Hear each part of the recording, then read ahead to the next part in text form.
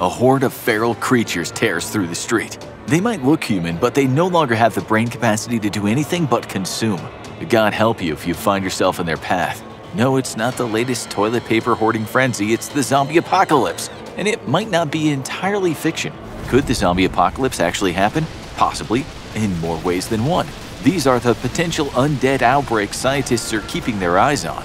Surprisingly, some of the people believe zombies actually walk amongst us and have for hundreds of years. The origin of the concept dates back to Haitian folklore, where the dead are resurrected by dark magic. A necromancer uses potions and rituals to revive a corpse, but what comes back isn't entirely human. It might have full physical function, but something in its soul stays behind.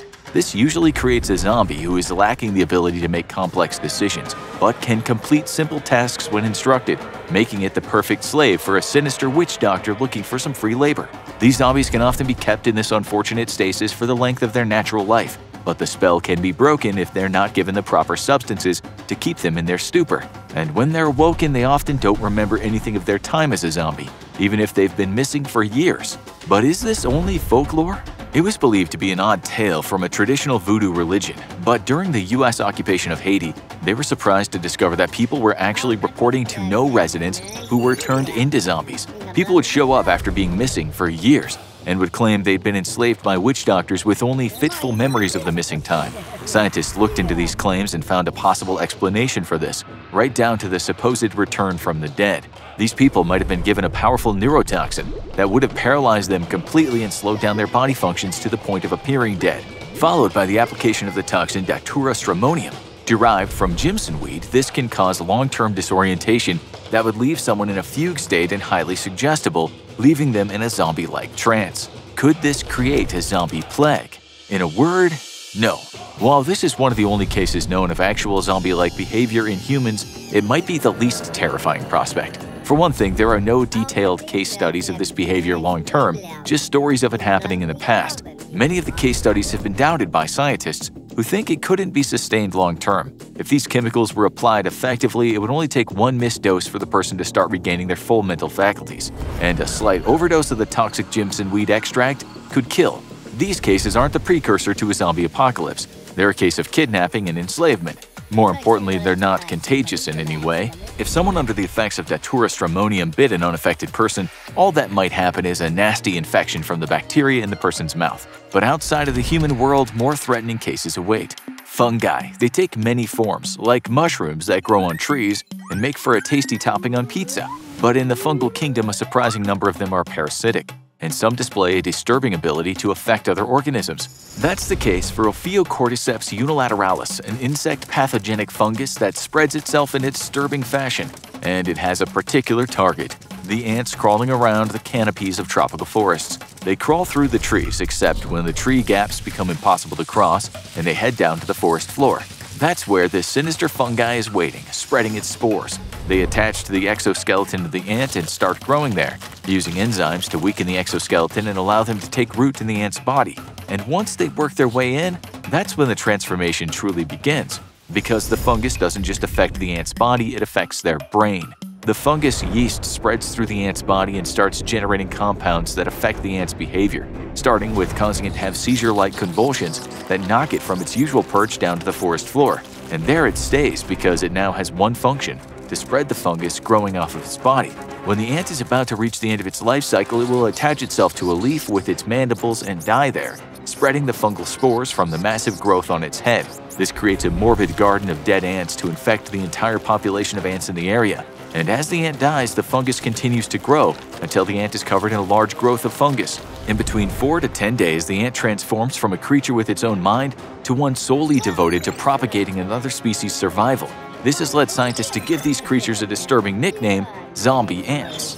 But could they jump species to bigger targets? While the idea of a fungal infection targeting our brains is terrifying, the odds of them breaking that species barrier are limited. For one thing, the fungus is designed to target small animals with an exoskeleton, and if they jump species, it'd be to a larger insect or a spider.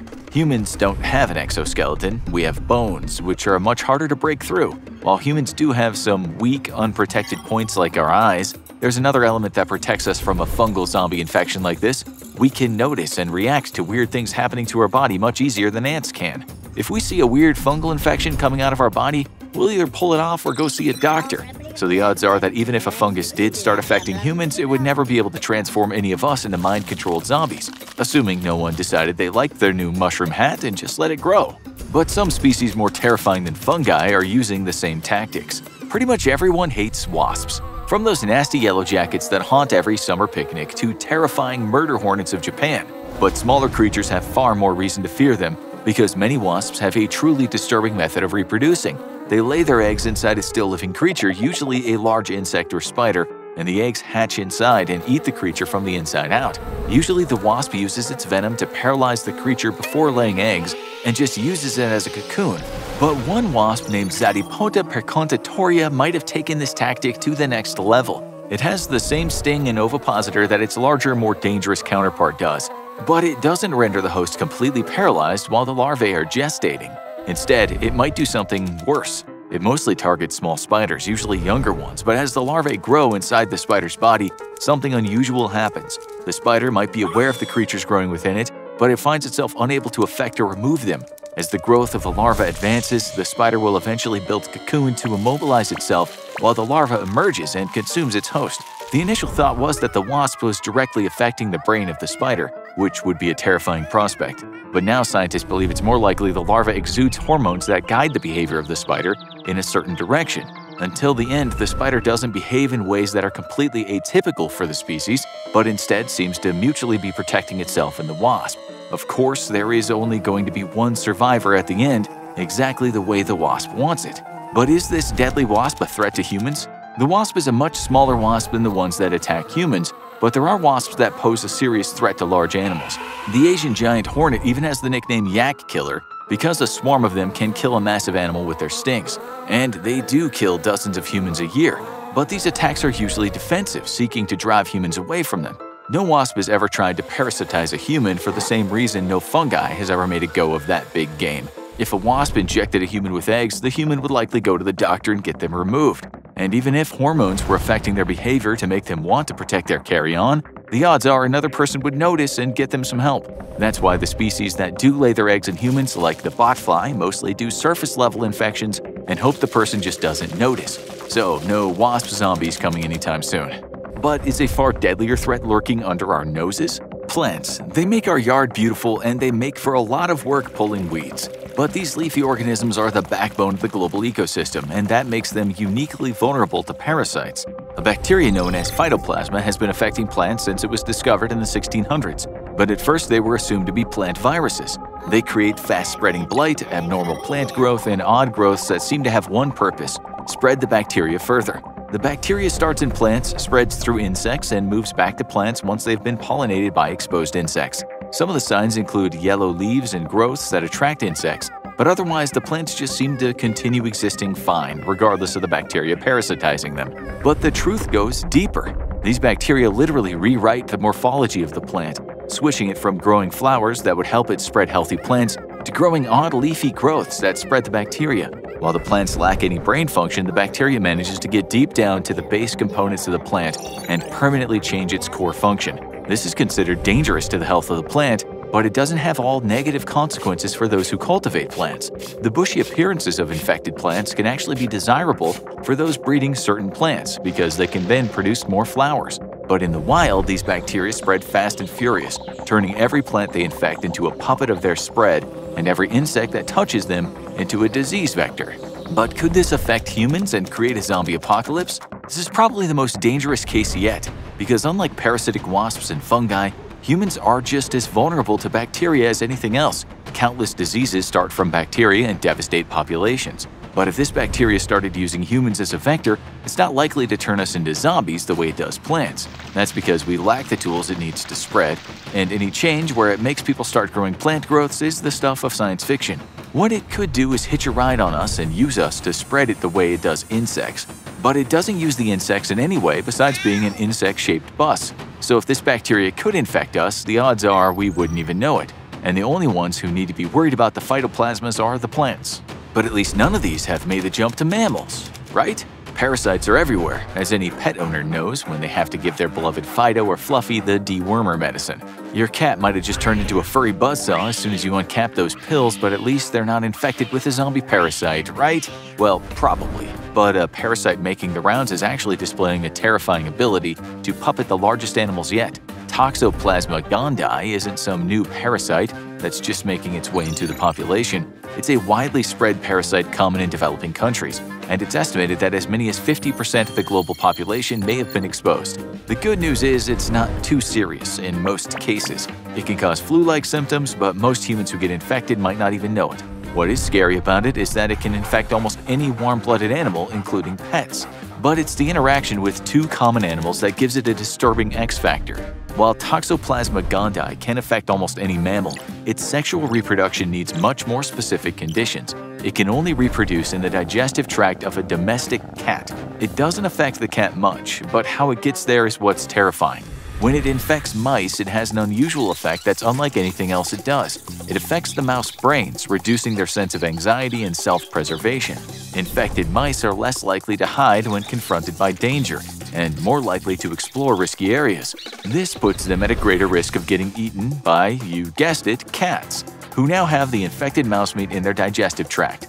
The heavier the parasite load is in the mice, the more they're affected. This microscopic parasite does everything short of making the mice deposit themselves directly in the cat's mouth. Could it do the same to humans? Unlike the previous 4 zombie apocalypse candidates, Toxoplasma gondii has one scary advantage. It's already able to infect humans, and it's already shown the ability to affect mammal brain chemistry. We share a lot of common DNA with mice, and it's not hard to make humans do risky things, as every episode of a popular TV stunt show indicates. Parasites can mutate quite easily, especially with fast reproduction, but the odds of this particular parasite mutating are slim to none for one reason. Targeting humans doesn't make sense for its life cycle. With the parasite only being able to reproduce inside cats, it only makes sense to evolve to target something that cats eat. Birds and other small rodents might be at risk, but Fluffy probably can't eat you, even if they seem like they like to every time you're 3 minutes late with dinner.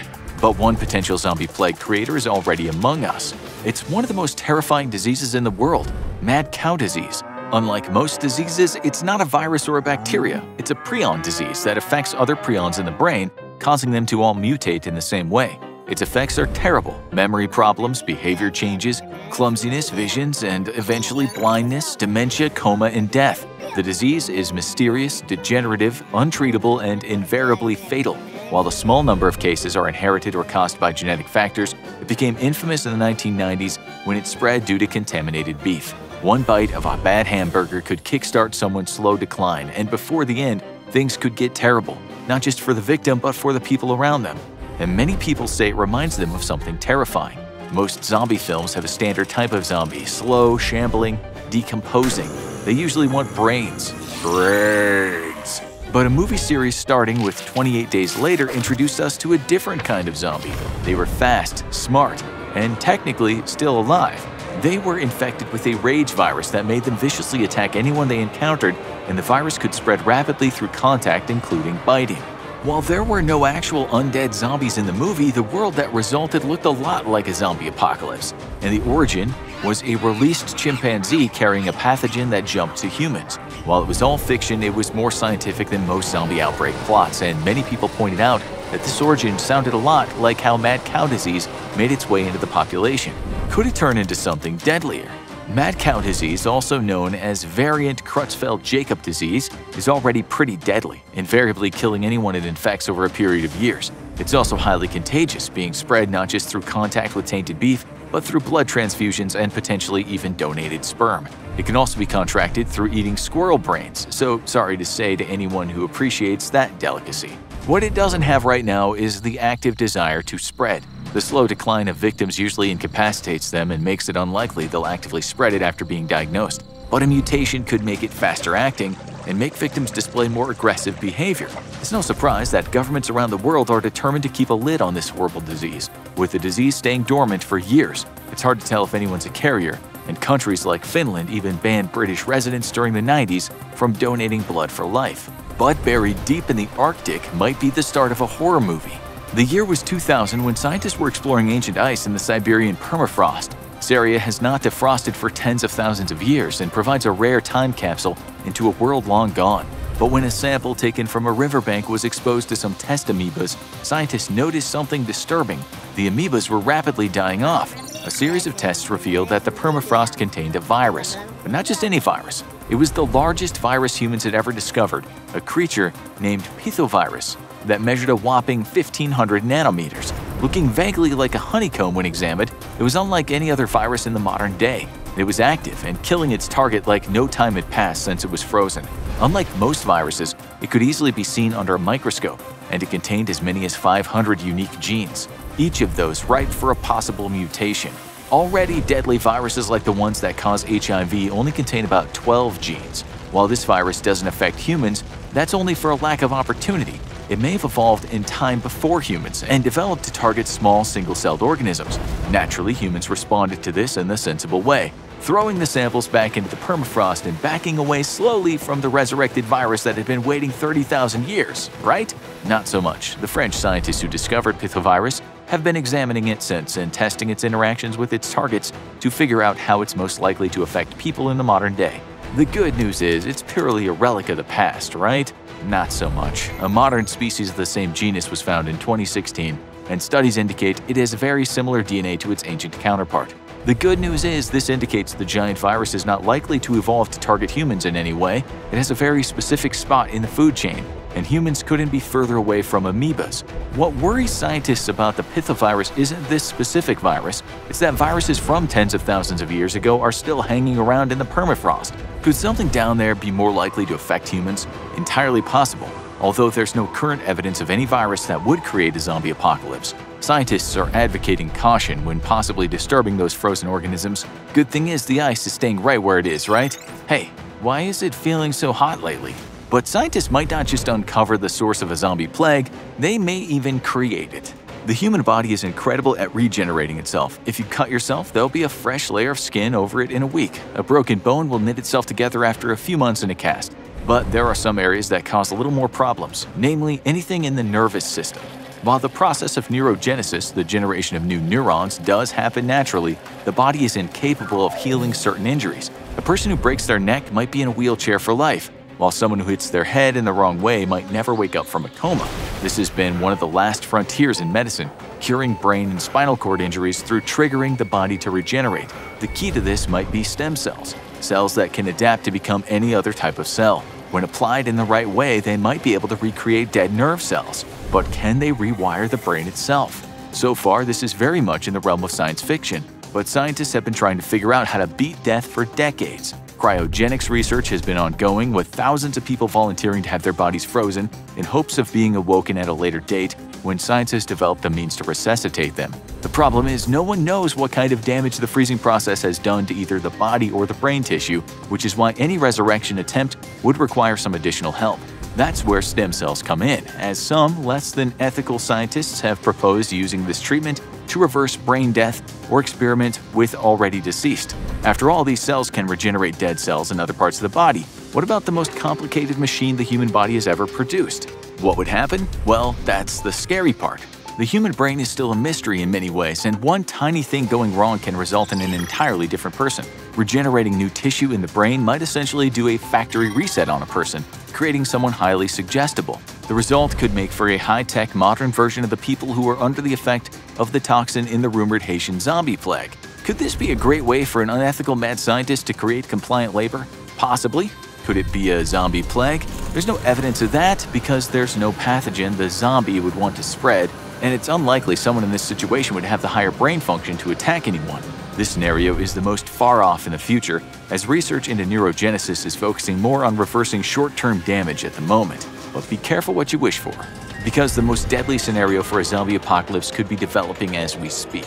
Technology is getting smaller all the time. Remember when a cell phone was a big, bulky thing that barely fit in your pocket? Now a smartphone is basically a thin sheet that shatters if you drop it. The same is happening to robots at a much smaller scale. Nanorobotics is a fast-developing field that creates tiny machines that are roughly a nanometer. So, what could these do? Not much, but a whole lot of them could make a big difference. These devices are mostly in the research and development phase right now, but the basic theory is that they could all be programmed with the same function from a central point, then released in thousands or millions to tackle a task. Each one would attack a certain point, but together, the cloud of them would have a huge effect. This could be used to repair damage in areas where it's not easy for humans to go, like outer space or deep in the ocean, or even in the human body. These microscopic robots could be used to perform minimally invasive surgery if programmed right, or even perform long-range repair while staying in the body. But some experiments scientists are doing are much more worrisome. Designs are in the works for nanobots to not just repair things but to build more of their own system, essentially becoming self-replicating. But scientists weren't satisfied with designing the self-replicating smart robots too tiny for anyone to see. They're trying to see how they can be fused with living organisms. Scientists at the University of Nebraska experimented on integrating a silicone chip into a virus and discovered that the virus died, but the mechanical component still kept running as a humidity gauge for a month after its death. That's right, the University of Nebraska successfully created a zombie virus. What could go wrong? Is this going to create a zombie outbreak now? No, the nanobot wasn't programmed to reproduce and its function was limited. But that won't always be the case. One of the areas scientists are most interested in is using nanobots to potentially repair brain tissue.